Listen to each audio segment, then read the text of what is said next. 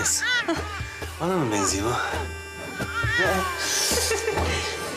Sana dünyayı versem, Vedat'ın sana çektirdiklerinin bir dakikasını bile ödeyemem. Ancak elimden bu geliyor. Ben kimim be? Genco Tanrı! Genco artık yaptığı her şeyin hesabını verecek. Genco, Ne? benim kızıma el uzattı. Geberecek.